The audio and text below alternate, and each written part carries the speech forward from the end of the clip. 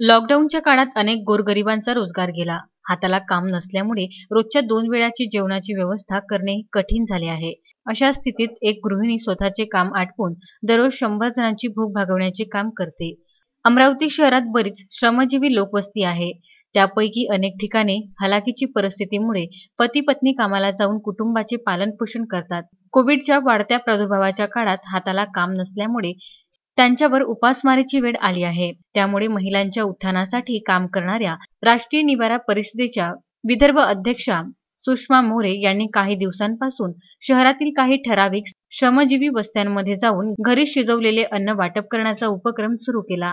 कौटुंबिक जबाबदारी सांभाळून एका वेळचे जेवण पोचविण्याच्या कामामुळे मानसिक समाधान मिळत असल्याचे त्यांनी सांगितले. येत्या काळात कोविड रुग्णालयाच्या ठिकाणी गरजूंना अन्न वाटप करण्याच्या दृष्टीने त्यांनी हालचाली सुरू केल्यात.